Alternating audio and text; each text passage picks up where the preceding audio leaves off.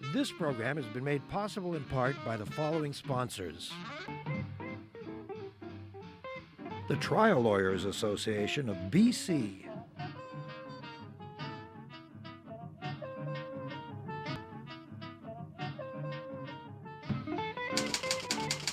The Vancouver Courier newspaper.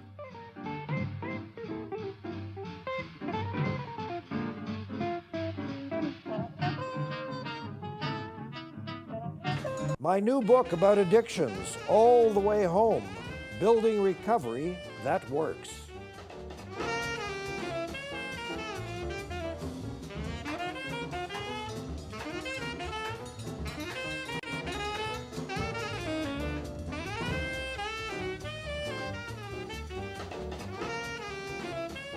So let's say you're running short of cash and you'd love to go to the bank, but you know it's almost a wasted gesture because you don't really have great backup resources. You may have a bank account, but you earn very little, or you're a senior, or you're a single person, or you're a single parent, or whatever the circumstances are. They're a little rough. And you're not the kind of person banks are rushing down the street to chase after for business. So what are you going to do when we're getting to the 17th or the 20th of the month and now we're struggling to keep the lights on and put some food on the table? Well, for a long time there wasn't a lot you could do other than charitable organizations. Now you might go to something called the Vancouver Rent Bank. And what the heck is that? Well, who else better to explain it than the managing director, Amanda Pollicino. Amanda, thanks so much for joining us. So, what is it? Let's do the W5. Who, what, when, where? What is it? The Vancouver Rent Bank is a micro-lending program that was launched. It's actually, we're just coming up to our first year anniversary next week. Oh, I didn't realize that. Yeah, it's we're having an anniversary celebration on the 15th of October. Okay. So we launched last year, and we provide residents of the city of Vancouver with a loan if they're facing a temporary financial crisis. Yes. And we provide these loans specifically for rental arrears or essential utilities. Okay. And we make payments directly to the creditor. Yes. We consider essential utilities to be gas and hydro. Yes. It was started, the whole program got started because Frank Justra offered to donate. Frank Justra of Gold Corp. Yes. Yes. $365,000 Yes. to the Street to Home Foundation, specifically to use for loan capital. Street to Home. Yes. Rob Turnbull will be our guest Yes. 2-3 weeks from now. Yes. Yeah, no, So- November something. Yeah. Yeah, I think something like that. Yeah. So you can do any extra questions with him. So after he initially made that approach Street to Home with this funding, Street to Home approached the organization I work for, which is the Network of Inner City Community Services Society. Nix. Yes, Yeah. NICS. Yeah. As nice, well, it's actually, some people call it NICS, some people call it NICES. I call it NICES. Okay. It changes. So NICES has been operating a small program called iRent for about 3 or 4 years. It started at Raycam Community Center because they were finding that people were getting eviction notices for $200-300. Oh boy. And they just didn't have access to $300 bucks. Yeah. You know, it's not a lot of money, and it was jeopardizing their housing. So NICES started out with, I think, something like $6,000. Okay. So it started this. It was in Raycam Community Center originally, and then it got moved over to NICES. So Street to Home approached NICES and asked them if they'd be willing to sort of put in a bid, make a proposal towards the city of Vancouver to get some operating costs. So Street to Home worked with NICES, and we put in some proposals to the city of Vancouver as well as the Vancouver Foundation for operating costs. That was approved in March 2012. Yes. Yeah. And then after that, I was taken on shortly afterwards to get the whole program started. And we launched last year on October, I believe it was October 10th. You're managing director. Do you work full days at this? I work full days, 4 days a week. Yeah. Yeah, Tuesday to And there's lots to do. Yes. Let me ask you something. This is only, the loans are only for rent and Yeah. essential utilities. Interesting. Let's come back to that. Interesting. The sidebar that you said, essential utilities are gas and hydro. It's interesting because if you're a TELUS subscriber, for example, you bundle. This is the age of the bundle. You bundle your TV, your internet, and your phone. None of those would be eligible. We have yet to approve anything of that kind. I would be open to home phone Yeah, if in the case, especially in certain, if you're looking at somebody that needs it for work yes. or if it's for a medical emergency, Yeah, but yeah. often they're associated with cable bills. And I'm Right. not about to go pay someone's $400 cable bill, especially if it's something that they can't afford at that given time. Yes. Like it's one of those when you have to sort of look at that, and often cell phone bills are usually, you get a data package. Oh, yeah, no, It's cell like phone if bills for are- somebody an iPhone bill, yeah. it's just not going to happen. So we have yet to. Most times we don't go down that route. I would not. If somebody was going to get their phone cut off, I would do my best to. We advocate a lot too. So sometimes outside of, we call it added value. Yeah. Besides providing loans, we do a lot of other things. And often that involves negotiating with creditors that we won't necessarily pay, whether it's to get extensions and or set up payment plans with the Let's clients. come back to we do other things because I want to hear about that. But you said that, did you say at the beginning that this is a one-time only? It's one time, so it's a loan. People could reapply once every 2 years or if they're in good standings. Okay. Right, so it's not a rental subsidy. So you've only been in business for 1 year. Yes. Have you had in the first year a human person come back 8 months later and say, look, I'm in the soup again and I need your help? We had one client sort of request it, and I made it pretty clear to her in the essence was that what we're mandated for is a temporary financial crisis. Right. So if you're coming back within 2 years or 8 months, then we're going to start to look at it. And often when we deny loans, it's usually for an ongoing financial crisis. That's not what we were designed to do. Right. We can't fix everything, and we know that. So we have to use our loan capital where it's going to be effective. Working on the questionable principle that all human beings are creatures of habit, someone who needs this temporary emergency loan may in fact have a history of they may also be flat poor, that's a simple fact, but they may also not be very good at managing money and so on. So is that part of the added value? You do some Yes. Financial, help people with financial structuring, how to deal with the little that they've had? Yeah, well, we do. We work with Van City and Credit Counseling BC to put on financial health workshops. We do often recommend people take them. As part of the application process, Yes. people fill out a budget. And for a lot of our clients, it's the first time they filled out a budget. Yeah. And sometimes we work their budget. And, we ask for 3 months of bank statements. So when you look at if somebody's actively using their bank account, you can Yes. see a lot about what people do. Of course. So if they think that they spend, I don't know, $100 a month Yes. on groceries, and you see that, food and groceries, and they're going out and they're eating here, and you can see it. We'll sit there and calculate it and be like, you went to Starbucks and you spent X amount of dollars. It's startling how this adds up. It is, and a lot of people I think some cases it's mismanagement of finances. Often it's just lack of funds. It's crisis. Something has happened. If people go to Timmy's and they have a coffee for whatever a coffee costs at Timmy's, 99 cents or something, but that's one thing. But if they go to a fancy Italian cafe or even to Starbucks and they pay $3.76 for a 2% decaf latte with sprinkles, please, or whatever, right? If they have 2 a day, you're looking at $10. Yeah, it adds up. I wouldn't say a lot of our clients are doing that. I'm not going to go and say that a lot of our clients are doing that. And sometimes, if you're looking at 3 months of bank statements, Yeah. it's potentially that the crisis has happened in the middle of that. So their behavior beforehand might have been, not necessarily reflective of the crisis that hadn't happened yet. So it's like you have to kind of gauge. Every situation is pretty much Can different. you imagine if you lived in the States? I was just thinking about how I talked to these 2 floor cleaners once in a building in Washington, D.C., and I asked them what their benefits were, and they literally didn't know what I meant. They said, benefits? And I said, well, like health care. This is how dopey I am. This is about 15 years ago. And they didn't know what I was talking about. Can you imagine if someone comes to you here in Vancouver on the east side of town, they're looking for a little rent help, if they have a catastrophic, they stubbed their toe, they're in a car accident, whatever, if you lived in Minnesota, you'd be bankrupt, you'd be finished. Yeah, it's a necessary program, and that's something that we're seeing. And I was reading an article this morning about a woman who was arrested by the manager of McDonald's because she complained about making $8.75 and she'd been there for 10 years and the manager had her arrested in the States. I don't remember exactly where it was, but because she was basically being like, I can't survive on this amount of money. And she'd been there for 10 years. And so instead of dealing with it, they had her arrested from the premises. Nice. What's the limit of any loan? $1,300 for a single person or $1,800 for a family.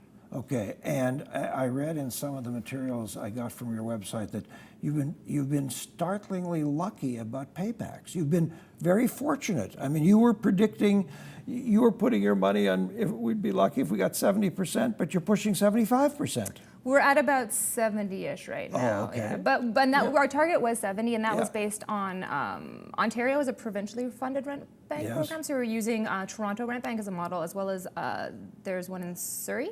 Yes. And it tends to be about 70% is pretty... But that's pretty good. It's great.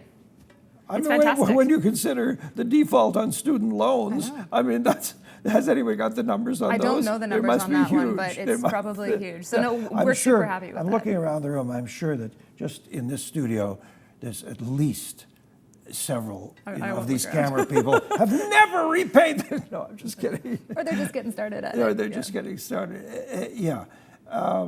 Is it painful? Is it difficult sometimes talking to people? Very.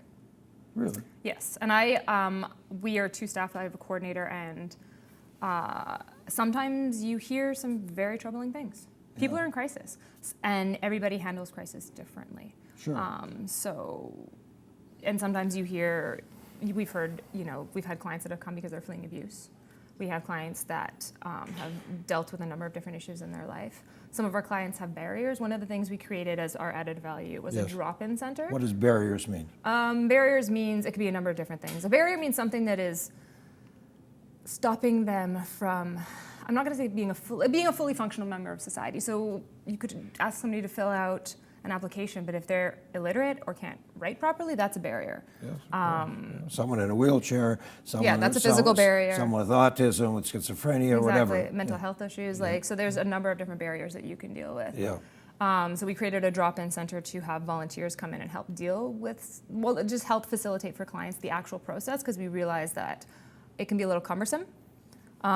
We do ask for a lot of information, and especially when someone's in crisis, when your housing is in crisis, that's your entire foundation. That's basic. That's a basic need. Yeah. And it's called shelter. Yes.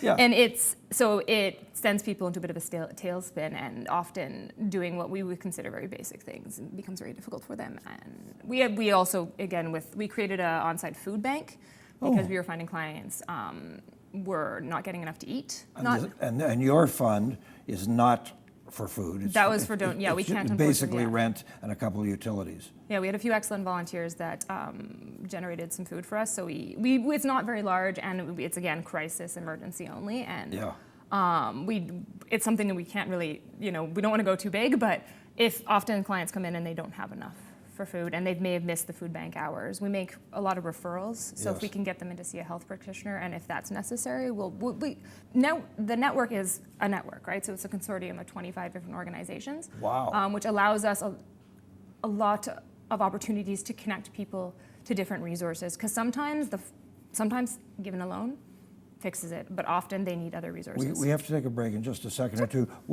Were you swamped the day you put the phone line open? We were swamped the day after we did the press release with the city. Yeah. Really? Yeah. It went Swamped with requests. Yeah, 0 to 60 overnight. And you had to really just wade your way through them, take everybody seriously. Yep. We had a lot originally that were from outside of the city of Vancouver, and that's one thing that once we made that very clear, and we've got a lot of less requests that way, is that tough to say no. It's so hard to say, especially for somebody who lives in Burnaby or North Vancouver. I'm like, I can't do anything because It's a Vancouver program. Yeah. Okay, we'll take a little break and continue with Amanda Pollicino, the Managing Director of Vancouver Rent Bank. I forgot to put up the number. We'll put it up in the second half. We'll just take a little break. Your chance to say hi at davidberner.com, and also a chance for those nice folks who support us here to say hello on Shaw Community Television Cable 4. Back in a moment. This program has been made possible in part by the following sponsors. The Trial Lawyers Association of BC.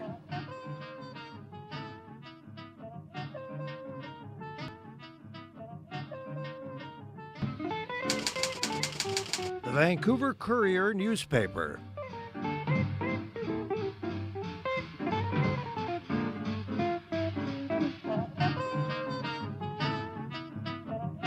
My new book about addictions, All the Way Home, Building Recovery That Works.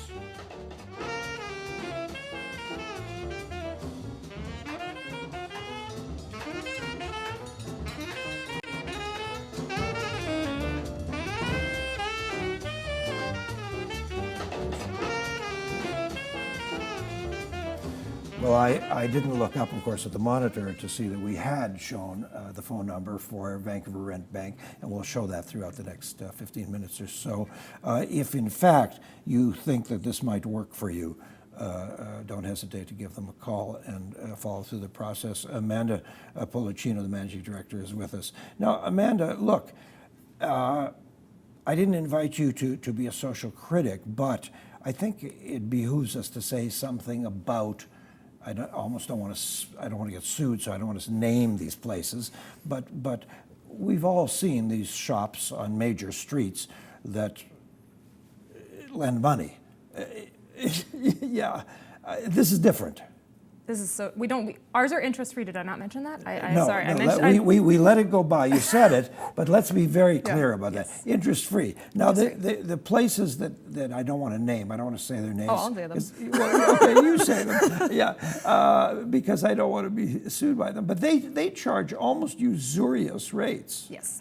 Like? Those, you can call them without naming Yes. anybody is, you can call them fringe financial services. What are they called? Fringe, well, they're fringe financial organizations. So Okay. they charge because they're provincially regulated. Yes.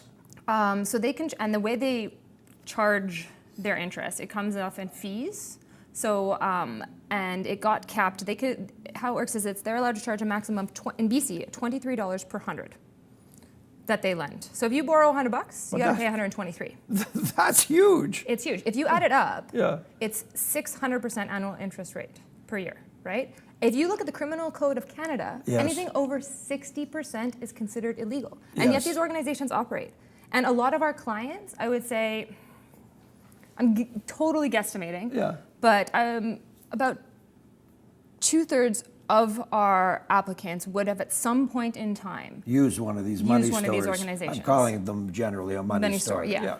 And sometimes they come to us, and that's what's put them in jeopardy. That's what's helped. Yeah, That's what's put their housing in jeopardy. And the really ugly and distasteful sort of thing about these kinds of shops, these money stores, is they're preying on the vulnerable. They do. They prey on the vulnerable. So you've got someone who's broke and may or may not have his first paycheck or her first but it's it's just to tide them over, and they need another 200 to survive. So, yeah. And then it spirals, right? Because they Yeah. take out. And if you're looking at somebody that, I did a commerce degree, and I was looking at one of these agreements, and I didn't understand it. I was like, Yeah. how do you calculate your interest rates? And so if you're somebody that maybe hasn't finished high school or even elementary school, Yes. is taking out a loan and doesn't understand, they need money now. They don't think of the consequences. So if you're borrowing $300, you have to pay your $300 back plus your $23 per 100. If you can't make that, then you have to borrow $300, and I guess it would be, my brain, I'm not very good at the math. Lots. Yeah. It would be almost $400. You borrow $400, but then you pay the fees on top of that. And then you can and then you realize, okay, well, so a lot of them end up reborrowing to cover it. And it's costing them, hundreds of dollars a month. So the person who borrows $1,300 from you Mm-hmm. for rent and possibly a couple of essential utilities, that person has to repay $1,300, not $1,400 or $1,700 or They pay $1,324. a whole $24 Yeah, fee. so we have to charge an administration fee because we have to pay for the automatic withdrawals. Right. So I do charge in $1 transaction fee. Okay, to do that. and The 24. and when do you expect them to repay? They have 2 years. 2 years. So they pay over 2 years. So they pay small amounts over 2 years. Yeah, one of the samples I saw on your website was marvelously small. If you borrowed X, the monthly payment was $22. I think the most that somebody would have to pay is about $76, and if that's if they borrowed $1,800 from us, unless they sometimes in some cases with EI, Yeah. because often the processing time with the federal government is not quick enough.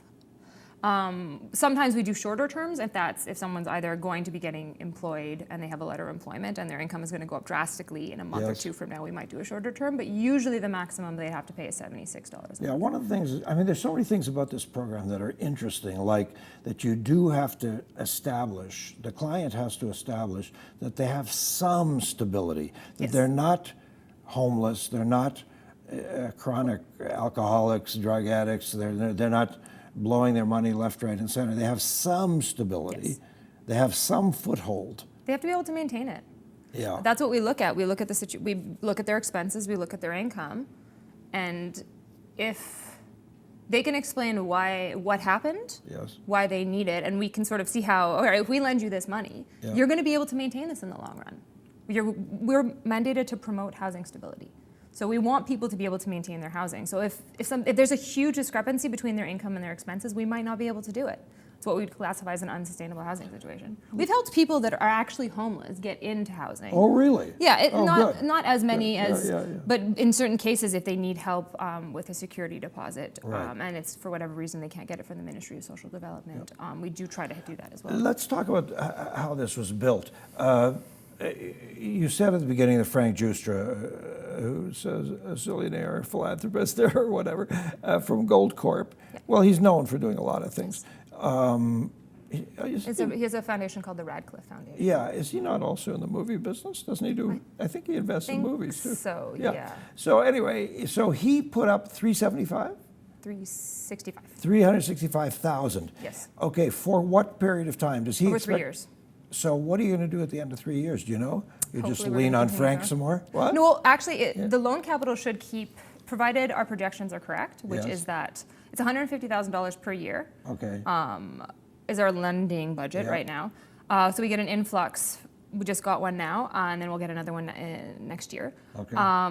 So in theory, if we continue with 70% repayment and continue to lend at $150,000, It should run in perpetuity. we'd need an influx at about year 6 and not of Okay. that much money. So unless we were going to expand our demographic or expand our area, which I think is potentially something that we may want to consider, just because of the fact there is a need elsewhere. Burnaby needs it, North Vancouver needs it, Richmond Sure. needs it. We get calls from all over the place. And are you, or is Street to Home, or is the mayor, is somebody going after a few more Daddy Warbucks, a few more rich guys? I to think over this pitch in? point we're just finishing our first year. I think it's too early to say. Yes. The first year we're just getting our data together and understanding how effective this program is. And what did the city have to do with it? Am I correct in understanding that the mayor and/or the city put up about 40 or so thousand to Yeah. help pay for 40,000 the annual. staff Yes. yeah. So they provided a portion of our operating costs. I Okay. believe I think it's $147,000 over 3 years. So they're helping yeah. pay a portion of the operating But costs. you didn't have to go and rent a big office and get 14 fax machines and cell phones and Well, all that's that the benefits. jazz. No, we're run out of the network of inner city communities. So you're part of an existing Yeah, we're part of an social existing organization. organization. Yeah. Tell me one great success story. Tell me one person without naming their names, but something that really, you've been at this for a year now. It was one of our first ones. It was a woman, she came to us, and she was in a shelter with her 16-year-old daughter. Oh my. And I remember being 16, Yeah. and I can't imagine not having a home. I can't Yeah. imagine, and the woman, it made sense what was going on, and she just needed a little bit of help. Yeah. And so we were able, to help her. And she was potentially our second loan, and that one always stuck Wow. with me because of just being, it's not just herself, Yeah. but it's also somebody, their child is living in a shelter. Do you remember what she said about how they ended up there? Do you remember the story? I think usually it's due to underemployment, and I think this is going back a year. Yeah. Part of it had been, I looked at that if she'd been able to maintain housing, let's say her rent, and I'm just going off the top of my head, it was been $800 for X amount of years at her old, because we asked for housing stability, so we get some information and data on that. Right. And then she basically lost her housing, and when I looked at the difference, let's say it was $1,100. Yeah. So she tried to get a bigger apartment and just couldn't maintain it. And I think through that and some underemployment is a big issue with a lot of our clients, is that they're not they're all casual part-time labor, so they're not getting as many guaranteed hours. So it just seemed like it kind of spiraled, and then she'd found a new apartment, and it was back in the other price range where she was able to maintain it. Amanda, is one of the functions of your office to do follow-up and to see what's happened to people? Because you must need that in terms of building out, in terms of arguing that you need more money for more people. Yes. We do 6-month and 1-year housing stability calls. We've only done our 6 months so far because we're not quite at the year yet. But those are turning out to be quite good. People are remaining housed. I know doing addictions recovery work that you work with people for a month or two, and then you're busy working with the next group of people, and it's always so beautiful and gratifying and astounding when you see someone that you'd sort of forgotten about a year later who's clean and sober and doing great and having a life, and you go, wow, God, that's great. It happens sometimes that people, because we do automatic withdrawal payments, so it comes right out of their bank account, and people bounce payments for whatever reason. So it's interesting because sometimes, some clients we haven't talked to in a while will call us and let us know for whatever reason they're not able to make the payment, and we'll stop it from going out. Or sometimes they miss a payment, and before I even know it's happened, they'll be in the office with money just to try. Really? And it's just a lot of them turn up, and sometimes they just want to, It's working for you. Are you enjoying it? It's a challenge. It's rewarding, and you know that it's effective program. We do good work. We do help people. It doesn't work for everybody, but the people that it works for, it works really, really well. Am I my brother's keeper? Yes, you are. Thank you, Amanda. Thank you so Great much. stuff. Okay, that's it for today, folks.